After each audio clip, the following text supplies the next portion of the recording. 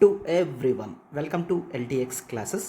మనం ఈరోజు ఒక important topic regarding polity general studies paper 2 పాలిటీలో రెగ్యులర్గా case laws studies important terms ఏవైనా వస్తే డీటెయిల్డ్గా మీనింగ్ తెలుసుకోవాల్సిన అవసరం అనేది ఎంతైనా ఉంది, అవునా? రైట్. అయితే ఇప్పుడు ద బర్నింగ్ ఇష్యూస్లో one of the current topics is about what is the zero FIR. Zero FIR అంటే ఏంటి, ఎఫ్ఐఆర్ అంటే ఏంటి, సో ఆ తర్వాత జీరో ఎఫ్ఐఆర్ అంటే ఏంటో మీకు క్లియర్గా తెలియాలి. అయితే ఇప్పుడు ఇది ఎందుకు న్యూస్లో ఉంది? We all know regarding the issue that is happening in Manipur కేసులో ఎవరైతే విక్టిమ్స్ ఉన్నారో వాళ్ళ ఫీమేల్స్ చనిపోయిన తర్వాత ఫ్యామిలీ వాళ్ళు పోలీస్ స్టేషన్లో జీరో ఎఫ్ఐఆర్ ఫైల్ చేయడం అనేది జరిగింది. So now it is the important time for us to look after zero FIR అంటే ఏంటి, పూర్తిగా ప్రావిజన్స్తో సహా తెలియాల్సిన అవసరం అనేది ఉన్నదన్నమాట. క్లియర్? రైట్. సో ఇప్పుడు దీని గురించి డీటెయిల్గా చూద్దాం అండ్ క్లాస్ తీసుకుంటుంది దిస్ ఈజ్ శ్రీనివాస్. చూడమ్మా, last chance for UPSC infinity online classes అనేవి మీరు ఎవ్రీ మంత్ 5,000 పే చేస్తూ మీరు జాయిన్ అవ్వగలరు. ఫీజ్ 60,000 కేవలం ఈ 31 జూలై వరకు మాత్రమేనమ్మా. ఆల్రెడీ ఆఫ్లైన్లో ఫీజెస్ అనేవి పెంచడం జరిగింది. ఈవెన్ మీరు ఆఫ్లైన్ జాయిన్ అవ్వాలనుకున్నా సరే లాస్ట్ ఛాన్స్. హైదరాబాద్ అండ్ విశాఖపట్నంలో మన బ్రాంచెస్ అనేవి ఉన్నాయి అండ్ ఆన్లైన్ కూడా ఫీజు రివైజ్ చేయబోతున్నాం. సో అందుకని ఈ లాస్ట్ బిట్ చూడండి ఒకసారి. లైఫ్ టైం వ్యాలిడిటీతో మీ ప్రిపరేషన్ అనేది కంప్లీట్గా మీరు మా మీద రిలై అవ్వచ్చు అనమాట. క్లియర్? కేవలం 5,000 పర్ మంత్ పే చేస్తూ క్లాసెస్ అనేవి మీరు వినొచ్చు. అయితే లైవ్ ప్లస్ రికార్డెడ్ క్లాసెస్ కంప్లీట్గా మీకు వస్తాయి. మీరు లైవ్గా క్లాసెస్ అటెండ్ అవుతారు. ఒకవేళ మిస్ అయినా సరే రికార్డెడ్ క్లాసెస్ మీకు అవైలబుల్ ఉంటుంది కాబట్టి ఎటువంటి ప్రాబ్లం కూడా ఉండదు. And one thing, we don't have any validity, అంటే classes 1 year, 1.5 year, 8 months, 10 months అట్లా ఎటువంటి స్పెసిఫిక్ లిమిట్ లేదు. మీరు క్లాసెస్ ఎన్ని సంవత్సరాలైనా సరే క్లాసెస్ అనేవి చూడొచ్చు అనమాట. క్లియర్? రైట్. అయితే చూడండి, ఈ నెంబర్కి కాల్ చేయండి అమ్మా, 7893899553. మీకు ఇంకే డౌట్ ఉన్నా సరే ఈ నెంబర్కి మీరు కాల్ చేయగలరు. And please remember this is the last chance. So the issue is about the zero FIR. Clear? Zero FIR. అయితే first of all zero FIR గురించి తెలుసుకునే ముందు we should know about FIR అంటే ఏంటి. ఎఫ్ఐఆర్ అంటే it is the first information report. First information report. Law and order అనేది state చేతుల్లో ఉంటుంది. స్టేట్ ఈ బాధ్యతను పోలీస్ డిపార్ట్మెంట్కి అప్పగించిందనమాట. Clear?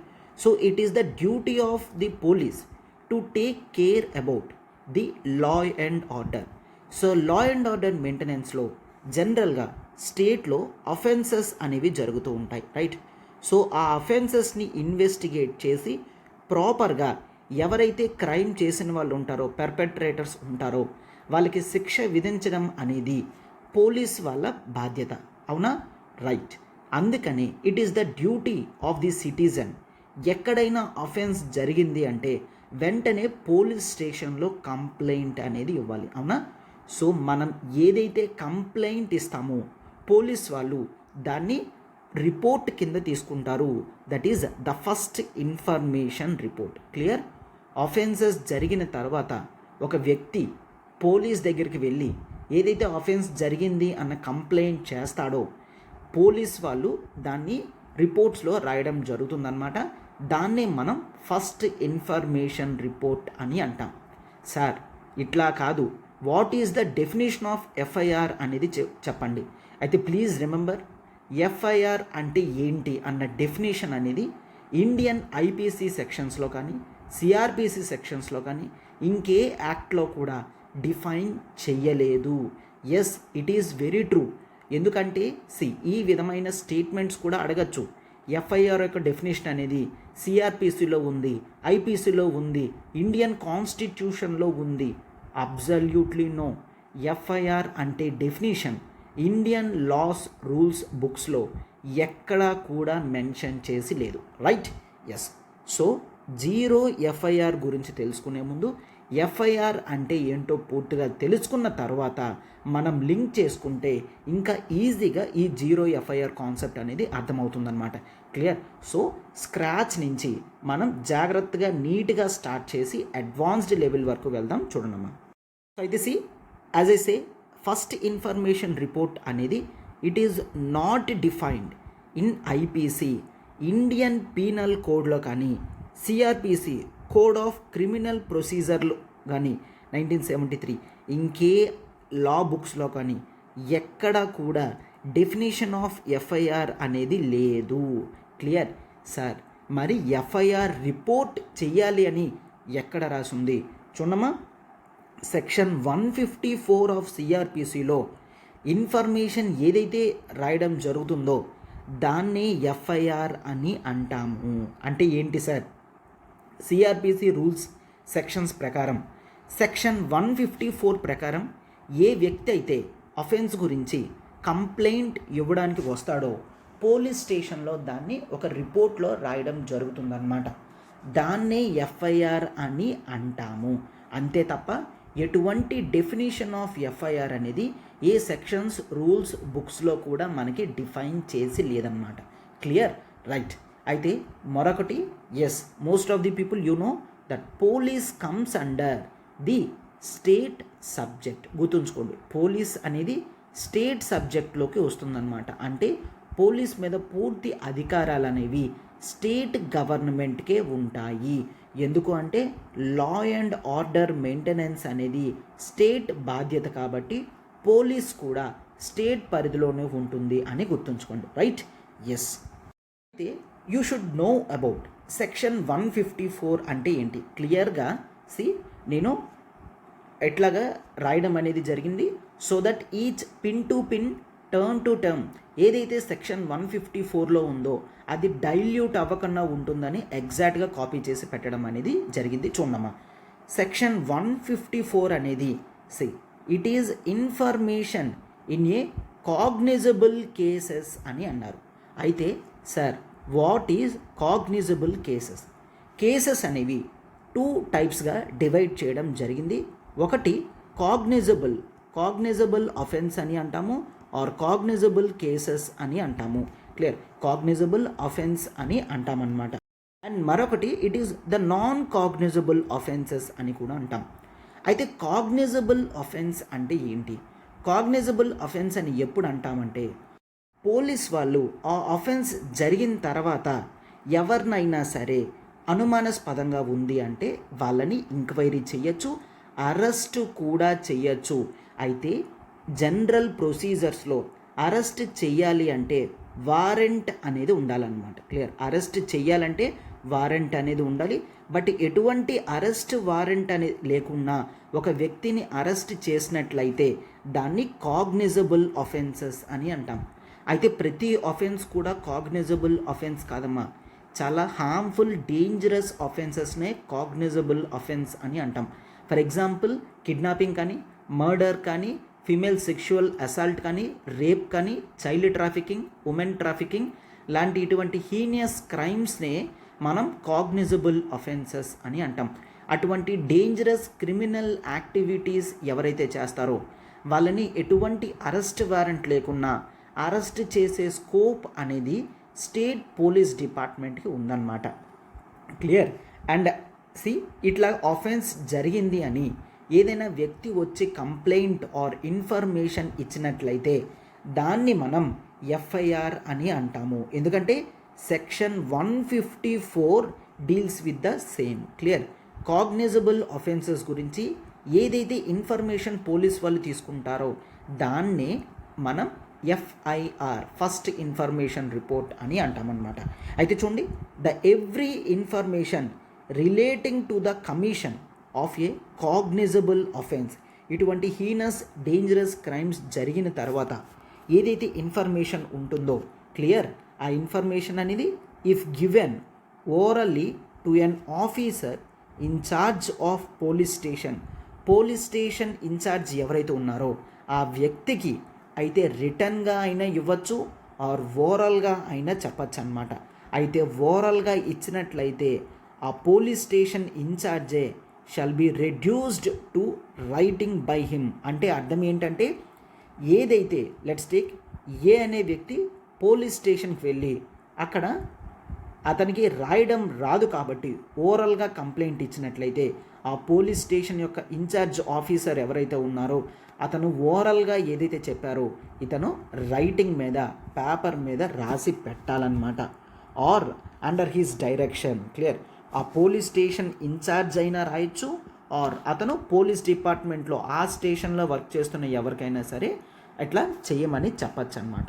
And be read over to the informant. ఒకవేళ ఎవరైతే కంప్లైంట్ ఇవ్వడానికి ఇన్ఫర్మేషన్ చెప్పడానికి వచ్చారో వాళ్ళకి చదివి వినిపిస్తారనమాట రాసిన తర్వాత.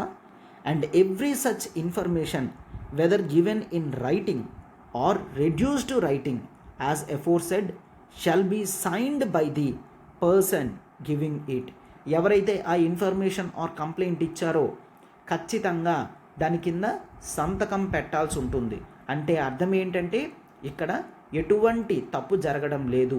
దాని మీనింగ్ ఏంటంటే, లేకపోతే చాలామంది ఫాల్స్ కంప్లైంట్స్ అనేవి ఫ్రివలస్ కంప్లైంట్స్ అని అంటాం. అంటే ఫాల్స్ కంప్లైంట్స్ ఇస్తారు. పోలీస్ వాళ్ళకి ఎన్నో వర్క్స్ అనేవి ఉంటాయి, అవునా? రైట్. ఊరకనే ఎవరు పడితే వెళ్ళి నార్మల్ సిల్లీ కంప్లైంట్స్ ఆర్ అక్కడ ఎటువంటి క్రైమ్ కూడా జరగకుండా ఫాల్స్ కంప్లైంట్ అనేది ఇచ్చినప్పుడు ఖచ్చితంగా ఈ వ్యక్తి మీద యాక్షన్ తీసుకోవడానికి ఛాన్స్ ఉంటుంది. సో అందుకనే అఫెన్స్ జరిగిన తర్వాత ఏ వ్యక్తి అయితే పోలీస్ స్టేషన్కి వెళ్ళి కంప్లైంట్ ఇస్తారో ఖచ్చితంగా కింద సిగ్నేచర్ అనేది చేస్తారనమాట. And the substance thereof shall be entered in a book to be kept by such officer in such form as the state government may prescribe. ఇలా కంప్లైంట్ ఏదైతే ఇవ్వడం జరిగిందో దాన్ని ఒక బుక్లోకి తర్వాత రాయడం అనేది జరుగుతుందన్నమాట. అయితే ఆ బుక్స్లో రాసే ప్రొసీజర్ ఏ విధంగా ఉంటుంది అంటే, నేను ఆల్రెడీ చెప్పాను కదమ్మా, పోలీస్ అనేది స్టేట్ సబ్జెక్ట్ అని డిఫరెంట్ స్టేట్స్ డిఫరెంట్ యాక్షన్స్ అనేవి డిఫరెంట్ ప్రొసీజర్స్ అనేవి వాళ్ళకి కన్వీనియన్స్ బట్టి పెట్టడం అనేది జరిగిందనమాట. సో అందుకనే ఎటువంటి హార్డ్ ఫాస్ట్ రూల్ అంటే అందరూ ఇలానే చెయ్యాలి అన్న ప్రొసీజర్ లేదు. స్టేట్ గవర్నమెంట్స్ పోలీస్ స్టేషన్స్కి పోలీసులకి చెప్తుందన్నమాట. ఎవరైనా ఎఫ్ఐఆర్ వచ్చి ఫైల్ చేసినట్లయితే తర్వాత ఈ విధమైన ప్రొసీజర్ ఫాలో అవ్వండి అని స్టేట్ గవర్నమెంట్ చెప్తుందన్నమాట. So is this completely clear? అంటే ఒక వ్యక్తి సెక్షన్ 154 ప్రకారం ఏదైతే ఇన్ఫర్మేషన్ ఆర్ కంప్లైంట్ ఇవ్వడం జరుగుతుందో దీన్నే ఎఫ్ఐఆర్ అని అంటాము అని చెప్పడం జరిగిందనమాట. క్లియర్? ఒకసారి ఎఫ్ఐఆర్ ఫైల్ అయిన తరువాత పోలీస్ వాళ్ళు ఎంక్వైరీ అండ్ ఇన్వెస్టిగేషన్ ప్రాసెస్ అనేది స్టార్ట్ చేయడం జరుగుతుంది. క్లియర్? సో ఇక్కడ ఆఫెన్సెస్ జరిగిన తర్వాత it is general duty of citizen ఖచ్చితంగా ఆఫెన్సెస్ని పోలీస్ స్టేషన్లో చెప్పడం అనేది ఎంతైనా important. Right? Yes.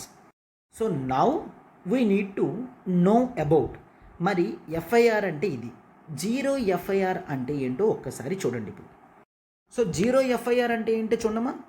When a police station receives a complaint regarding an alleged offence అంటే ఒక క్రైమ్ జరిగింది అని చెప్పిన తర్వాత clear committed in the jurisdiction of another police station. Clear?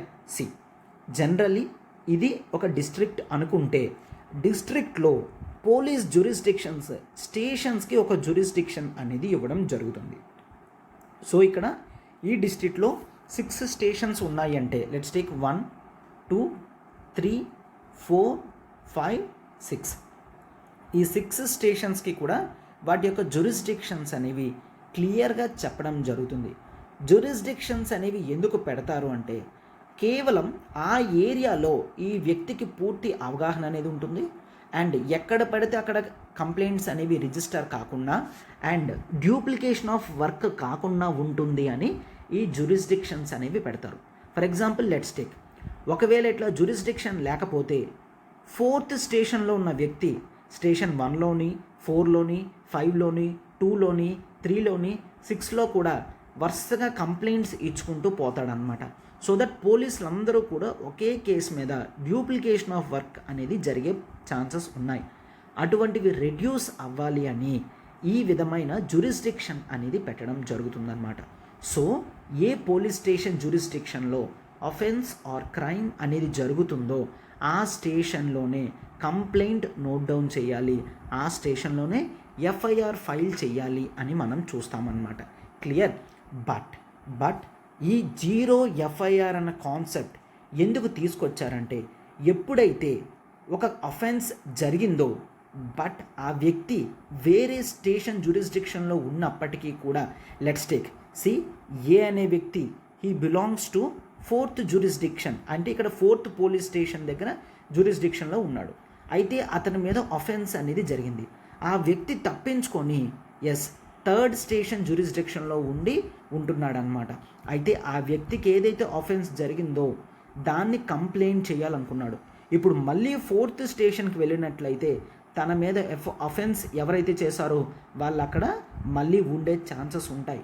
So అందుకనే ఈ 3rd స్టేషన్ జ్యూరిస్డిక్షన్లో అతడు కంప్లైంట్ అనేది ఫైల్ చేయడం జరుగుతుంది. అండ్ ఈ 3rd పోలీస్ స్టేషన్ యొక్క హెడ్ ఈ 4th పోలీస్ స్టేషన్కి ఆ రిపోర్ట్ పంపించడం జరుగుతుందన్నమాట. అంటే నథింగ్ బట్ టెంపరరీగా కంప్లైంట్ ఇచ్చింది ఏ జ్యూరిస్డిక్షన్తో సంబంధం లేకున్నా ఫస్ట్ ఆఫ్ ఆల్ తీసుకొని ఆ తరువాత దాన్ని రెస్పెక్టివ్ జ్యూరిస్డిక్షన్లోకి పంపిస్తే దాన్నే జీరో ఎఫ్ఐఆర్ అని అంటాం. ఎందుకంటే ఎఫ్ఐఆర్స్కి నెంబరింగ్ అనేది ఇవ్వడం జరుగుతుంది. ఫర్ ఎగ్జాంపుల్ సింపుల్గా మీకు అర్థం అవడానికి చెప్తున్నాను. 4th పోలీస్ స్టేషన్ జ్యూరిస్డిక్షన్లో ఎఫ్ఐఆర్ నెంబర్ అనేది let's take next FIR number అనేది 14679 క్యాపిటల్ BA అనుకోండి. Clear? If this is the number అనుకోండి. క్లియర్? అయితే ఇప్పుడు 3rd పోలీస్ స్టేషన్ జ్యూరిస్డిక్షన్లో ద నెంబర్ ఈజ్ 2639AB2 ఇది నెంబర్ అనుకోండి. క్లియర్? అయితే స్టేషన్కి ఈ ఎఫ్ఐఆర్ నెంబర్స్ తేడా ఉంటాయి కాబట్టి ఒకవేళ 3rd స్టేషన్లో ఈ నెంబర్ వేసిన తర్వాత మళ్ళీ 4th స్టేషన్కి పంపించినట్లయితే ఇక్కడ ఈ నెంబర్కి ఆ నెంబర్కి మిస్ మ్యాచెస్ అనేవి వస్తాయి.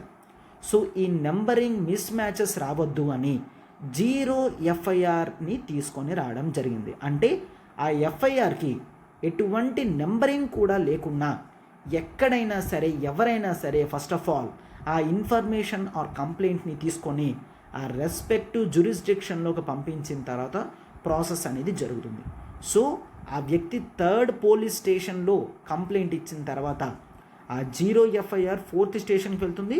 ఇప్పుడు కొత్త నెంబర్తో రిజిస్ట్రేషన్ చేసి ఆ 4th స్టేషన్ జ్యూరిస్డిక్షన్లో ఉన్న పోలీస్ ఆఫీసర్స్ వాళ్ళు ఎంక్వైరీ చేయడం స్టార్ట్ చేస్తారనమాట. క్లియర్? సో ఈ విధంగా క్లాషెస్ అనేవి రావద్దు అని జీరో ఎఫ్ఐఆర్ కాన్సెప్ట్ని తీసుకొని రావడం జరిగింది. క్లియర్? రైట్. అయితే ఇనీషియల్గా కేవలం ఎఫ్ఐఆర్ మాత్రమే ఉండేది. ఈ జీరో ఎఫ్ఐఆర్ కాన్సెప్ట్ అనేది వెరీ న్యూ కాన్సెప్ట్ అమ్మా. అంటే సార్ ఎప్పుడు తీసుకొచ్చారు? నేను ఏ విధంగా ముందు చెప్పాను, జ్యూరిస్డిక్షన్లో డ్యూప్లికేషన్ ఆఫ్ వర్క్ జరగద్దు అని చెప్పి ఈ విధంగా జ్యూరిస్డిక్షన్స్ తీసుకొచ్చారు. బట్ చాలాసార్లు కంప్లైంట్ ఇవ్వాలి అంటే మళ్ళీ వాళ్ళ జ్యూరిస్డిక్షన్కి వెళ్ళి ఇవ్వాలి కదా అని చెప్పి చాలామంది కంప్లైంట్ కూడా ఇవ్వడం మానేస్తారు. And they feel difficulty in accessing in certain sensitive cases. So అందుకనే అటువంటి ప్రాబ్లం అనేది ఉండద్దు అని చెప్పి ఎక్కడున్నా సరే జీరో ఎఫ్ఐఆర్ తీసుకొని ఆ కేస్ని రెస్పెక్టివ్ జ్యూరిస్డిక్షన్కి పాస్ ఆన్ చెయ్యండి అని చెప్పి స్టేట్ గవర్నమెంట్ రూల్స్ తీసుకొని వచ్చింది. అయితే ఇదంతా ఎప్పుడు జరిగింది? 2012 Nirbhaya gang rape. 2012 Nirbhaya gang rape కేసులో పోలీస్ వాళ్ళు ఎప్పుడైతే కంప్లైంట్ ఇస్తే తీసుకోలేదు. సో దట్ అండ్ నెక్స్ట్ ఈ 2012 నిర్భయ గ్యాంగ్ రేప్ కేసు తర్వాత జస్టిస్ వర్మ కమిటీ అనేది తీసుకొని రావడం జరిగింది. Justice Verma he is a retired officer. ఇతను ఆధ్వర్యంలో ఒక కమిటీని ఎస్టాబ్లిష్ చేశారు. ఈ కమిటీ యొక్క మెయిన్ రోల్ ఏంటి అంటే ఏ వ్యక్తులైతే ఫీమేల్ అసాల్ట్ అనేది చేస్తారో, ఏ వ్యక్తులైతే రేప్ చేస్తారో అండ్ ఇట్లాంటి ఫీమేల్ ఇష్యూస్ మీద ఎక్కువ ఇన్వాల్వ్మెంట్ అయ్యి ఉంటుందన్నమాట ఈ కమిటీ రిపోర్ట్. వీళ్ళు ఈ విధమైన రికమెండేషన్ ఇచ్చారు. ఎవరి మీద అయితే ఫీమేల్స్ మీద ఇటువంటి కంప్లైంట్స్ అనేవి జరిగాయి అంటే అవి చాలా ఫాస్ట్గా సాల్వ్ అవ్వాలి. ఫాస్ట్ ట్రాక్ కోర్ట్స్ అనేవి ఉండాలి. అండ్ ఆ తర్వాత కంప్లైంట్స్ ఇమీడియట్గా తీసుకొని యాక్షన్ తీసుకునే ఛాన్సెస్ అనేవి పెంచాలి. అండ్ ఆ తర్వాత పనిష్మెంట్స్ అనేవి ఇంక్రీజ్ చేయడం జరిగిందనమాట. క్లియర్. సో ఎవరైతే గ్యాంగ్ రేప్స్ చేస్తారో వాళ్ళ మీద కంప్లైంట్స్ వచ్చిన తర్వాత కంప్లైంట్ ప్రూవ్ అయితే వాళ్ళ మీద యాక్షన్ అనేది చాలా సీరియస్గా తీసుకుంటారు. అండ్ పనిష్మెంట్స్ అనేవి చాలా ఘోరంగా ఉండడం జరుగుతుందన్నమాట. ఈ విధమైన రికమెండేషన్స్ జస్టిస్ వర్మ కమిటీ ఇచ్చారు. అప్పుడే they have come with the zero FIR concept. అప్పుడే వాళ్ళు జీరో ఎఫ్ఐఆర్ని తీసుకొని రావడం జరిగింది. అంటే పోలీస్ స్టేషన్ల చుట్టూ తిరిగే బదులా ఏదో ఒక పోలీస్ స్టేషన్లో మీరు ఇవ్వచ్చు.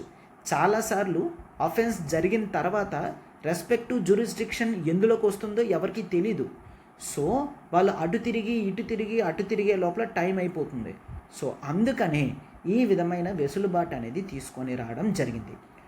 అఫెన్స్ జరిగింది అంటే నువ్వు ఏ స్టేషన్లో అయినా సరే కంప్లైంట్ రేస్ చేయు, రిమైనింగ్ థింగ్స్ అన్నీ కూడా పోలీస్ వాళ్ళు చూసుకుంటారు. ఎందుకంటే ఒక సర్టెన్ ఏరియా ఏ జ్యూరిస్డిక్షన్లోకి వస్తుందో పోలీస్ వాళ్ళకి క్లియర్గా తెలుస్తుంది కాబట్టి. Clear, right. సో ఈ అవైలబిలిటీ, ఈజీ యాక్సెసిబిలిటీ ఉండడానికి the concept of zero FIR అనేది 2012 తర్వాత జస్టిస్ వర్మ కమిటీ ఇచ్చిన రికమెండేషన్స్. వాటిని పోలీస్ వాళ్ళు, స్టేట్స్ వాళ్ళు, సెంట్రల్ గవర్నమెంట్ యాక్సెప్ట్ చేశారు. సెంట్రల్ గవర్నమెంట్ యాక్సెప్ట్ చేసిన తర్వాత స్టేట్ గవర్నమెంట్స్ కూడా యాక్సెప్ట్ చేశారు. అండ్ ఇప్పుడు ఈ ప్రతి స్టేట్లో కూడా ఈ జీరో ఎఫ్ఐఆర్ అనే కాన్సెప్ట్ని వాడుతున్నారనమాట. Clear. So this is the thing. See, when a police station receives complaint regarding an alleged offense that committed in the jurisdiction of another police station, it registers an FIR and then transfers it to the relevant police station for further investigation. Complaint తీసుకున్నప్పటికీ కూడా complaint తీసుకున్న police స్టేషన్కి ఎటువంటి jurisdiction వేరే station దగ్గర ఉండదు కాబట్టి ఆ రెస్పెక్టివ్ పోలీస్ స్టేషన్కి పంపిస్తే వాళ్ళు ఫర్దర్ యాక్షన్స్, ఇన్వెస్టిగేషన్స్ అనేవి తీసుకుంటారనమాట. క్లియర్. సో దీన్నే జీరో ఎఫ్ఐఆర్ అని అంటాము. సో దీంట్లో రెగ్యులర్ ఎఫ్ఐఆర్ నెంబర్ అనేది ఎవరు ఎఫ్ఐఆర్ తీసుకున్న తర్వాత, జీరో ఎఫ్ఐఆర్ తీసుకున్న తర్వాత రెలవెంట్ పోలీస్ స్టేషన్కి ఇస్తారనమాట. సో వాళ్ళు అప్పుడు కొత్త ఎఫ్ఐఆర్ని నెంబరింగ్ ఇచ్చి స్టార్ట్ చేస్తారు అండ్ ఇన్వెస్టిగేషన్ ప్రాసెస్ అనేది కంటిన్యూ చేస్తారన్నమాట. క్లియర్. సో మీకు దీంతో ఇప్పుడు జీరో ఎఫ్ఐఆర్ అంటే ఏంటి, ఎందుకు దీన్ని యూజ్ చేస్తారు, ఇది ఎప్పుడు స్టార్ట్ అయ్యింది అనేది పూర్తి క్లారిటీగా క్లియర్గా వచ్చింది. అవునా? రైట్. సో గుర్తుంచుకోండి, ఐపీసీ, సిఆర్పిసి సెక్షన్స్ ఉన్నప్పటి నుంచి జీరో ఎఫ్ఐఆర్ లేదు. కేవలం 2012 తర్వాత మాత్రమే ఇది రావడం జరిగింది అని గుర్తుంచుకోండి. Clear. So this is very important topic regarding GS2 polity. ఒకసారమ్మా, సో టాపిక్స్ అనేవి నేర్చుకుంటున్నారు కదా. అయితే ఇటువంటివి రెగ్యులర్గా కరెంట్ అఫైర్స్లో వస్తాయి. అయితే మనం the ultimate current affairs for UPSC అనేది లాంచ్ చేయడం జరిగింది. రెగ్యులర్గా the Hindu analysis LTX classes నుంచి అప్లోడ్ చేయడం జరుగుతుంది. అయితే రిమైనింగ్ న్యూస్ పేపర్స్లో ఉన్న ఆర్టికల్స్ అన్నీ కూడా మనం డైలీ లైవ్ క్లాస్లో కవర్ చేయడం జరుగుతుంది. కావాలంటే మీరు శాంపుల్ సెషన్స్ అనేవి యూట్యూబ్లో చూడగలరు. Daily current affairs plus MCQs చెప్పడం జరుగుతుంది. Daily, weekly, monthly current affairs PDFs ఇవ్వడం జరుగుతుంది. వీక్లీ యోజన, కురుక్షేత్ర డీల్ చేయడం జరుగుతుంది. ప్రిలిమ్స్ ముందు రివిజన్ సిరీస్ కూడా చేయడం జరుగుతుందన్నమాట. ఫీజు వచ్చేసి కేవలం 10,000 రూపీస్ మాత్రమేనమ్మా. మీకు ఇంకే డౌట్ ఉన్నా ఈ నెంబర్కి మీరు కాల్ చేయగలరు, 7893899553.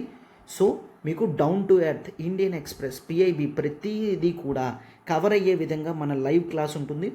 ఒక్కసారి మీరు శాంపుల్ సెషన్ చూస్తే మీరు క్లియర్గా అర్థం చేసుకోగలరు. అండ్ ఒక్కసారి టాపిక్స్ అనేవి నేర్చుకుంటున్నారు, అయితే దాన్ని ఆన్సర్ ఫార్మేట్లో ఎలా పెట్టడం అనేది కూడా చాలా ఇంపార్టెంట్. రైట్. సో అందు గురించే ఆన్సర్ రైటింగ్ కోర్సెస్ కూడా లాంచ్ చేయడం జరిగింది. And under the mentorship of all India ranker currently in service మనకి రెగ్యులర్గా గైడ్ చేయడం జరుగుతుంది. స్పెసిఫిక్ ఫ్యాకల్టీస్ అనేవి ఆన్సర్ రైటింగ్ కోర్స్కి ఉన్నారు. అండ్ యూపీఎస్సీ ర్యాంకర్ చేత కూడా రెగ్యులర్ గైడెన్స్ అనేది మనకి లభిస్తుందన్నమాట. డైలీ ఆన్సర్ రైటింగ్ ప్రోగ్రామ్ అమ్మ, కరెక్షన్స్ అండ్ ఫీడ్బ్యాక్ ఇవ్వడం జరుగుతుంది. మోడల్ ఆన్సర్స్ కూడా మనకి ఉంటాయన్నమాట. అండ్ ఫీజు వచ్చేసి ఆన్లైన్ అయితే కేవలం 10,000, మీకు ఆఫ్లైన్ కావాలనుకుంటే హైదరాబాద్లో అవైలబుల్ ఉంది 15,000 రూపీస్ మాత్రమేనమ్మా. క్లియర్? మీకు ఏ డౌట్ ఉన్నా ఈ నెంబర్కి కాల్ చేయగలరు 7893899553. అయితే కోర్స్ బ్యూటీ ఏంటి అంటే లైఫ్ టైం వ్యాలిడిటీ అమ్మ. రెగ్యులర్గా మీరు ప్రాక్టీస్ చేసినప్పుడు మాత్రమే కోర్సెస్ని క్లియర్గా అర్థం చేసుకోగలరు, పూర్తి నాలెడ్జ్ ఆన్ ఆన్సర్ రైటింగ్ కూడా తెచ్చుకోగలరు అనమాట. Right? Yes. And I request every one to join our Telegram channel. So Telegram ఛానల్లో జాయిన్ అవ్వడం వల్ల మీకు daily current affairs PDFs upload చేయడం జరుగుతుంది, ఎంసీక్యూస్ మీకు అవైలబుల్గా ఉంటాయి, ఇంపార్టెంట్ బుక్స్ ఆర్టికల్స్ షేర్ చేయడం జరుగుతుంది, మెయిన్స్ ఆన్సర్ రైటింగ్ టిప్స్ కానీ, ఎక్స్ప్లెయినర్ వీడియోస్ కానీ, and daily mains questions and institute వీడియోస్కి మీకు ఎర్లీ యాక్సెస్ అనేది అవైలబుల్ ఉంటుంది. సో మీరు టెలిగ్రామ్ జాయిన్ అవ్వగలరు. అండ్ ఇంకేమైనా డౌట్ ఉన్నా ఈ నెంబర్కి మీరు కాల్ చేయగలరు.